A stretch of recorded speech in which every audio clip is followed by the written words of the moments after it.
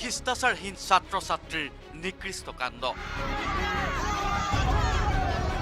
শিক্ষাগুৰুক আঁঠু ল'বলৈ বাধ্য ছাত্ৰ ছাত্ৰীৰ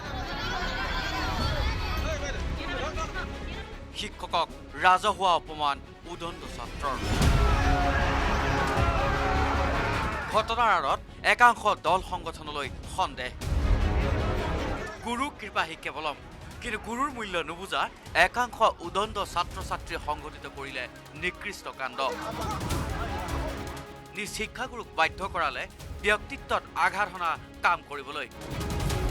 প্ৰথমে চাওক এইজন ছাত্ৰৰূপী সংগঠনৰ এজন সদস্যৰ কাণ্ড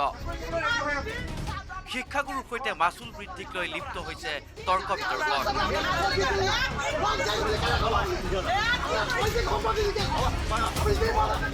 ঘটনাৰ স্থান তিনিচুকীয়াৰ ফিলবাৰী সিনিয়ৰ ছেকেণ্ডাৰী স্কুলৰ প্ৰাংগণ ছাত্ৰ ছাত্ৰীৰ নামভৰ্তিৰ নামত বিদ্যালয় কৰ্তৃপক্ষ আৰু পৰিচালনা সমিতিয়ে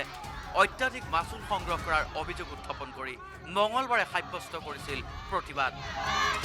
কিন্তু প্ৰতিবাদৰ ভাষা আছিল এনে ধৰণৰ অসভ্যালী আৰু অভদ্ৰামীৰ চূড়ান্ত পৰ্যায়লৈ গতি কৰা শিষ্টাচাৰহীন এইসকল ছাত্ৰ ছাত্ৰীৰ বাবে লজ্জানত হ'ল শিক্ষক সমাজ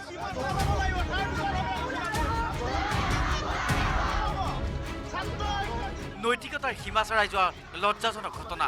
বিদ্যালয়খনৰ এগৰাকী জ্যেষ্ঠ শিক্ষয়িত্ৰীয়ে একাংশ ছাত্ৰক উদ্দেশ্যি কটু মন্তব্য কৰা বুলি কৈ অপ্ৰীতিকৰ পৰিৱেশৰ সৃষ্টি কৰে ছাত্ৰ ছাত্ৰীসকলে ইয়াৰ পিছতেই শিক্ষয়িত্ৰীগৰাকীক সামান্য কথাতে আঁঠু ল'বলৈ বাধ্য কৰে গুৰু গোসাঁই নমনা এইসকলে শিক্ষাগুৰুৰ মূল নুবুজা এইসকল ছাত্ৰ ছাত্ৰীয়ে সমস্যা সম্পৰ্কতো বিদ্যালয় কৰ্তৃপক্ষৰ সৈতে আলোচনা কৰাৰ বিপৰীতে স্থানীয় একাংশ সংগঠনৰ লগ লাগি প্ৰতিবাদ সাব্যস্ত কৰিছিল প্ৰতিবাদৰ সভাত উপস্থিত আছিল আছু যুৱ ছাত্ৰ পৰিষদ TMPKৰ একাংশ ছাত্ৰকৰ্মী আজি ল'ৰা ছোৱালীবোৰে যি ধৰণে ইয়াত প্ৰতিবাদ কৰিলে এইটো আজিলৈকে কেতিয়াও হোৱা নাছিল এই প্ৰথমবাৰৰ কাৰণে হৈছে গতিকে মই যথেষ্ট দুখ পাইছোঁ আৰু ছাত্ৰ ছাত্ৰীসকলৰ যিবোৰ মন্তব্য আৰু যিটো আন্দোলন কৰাৰ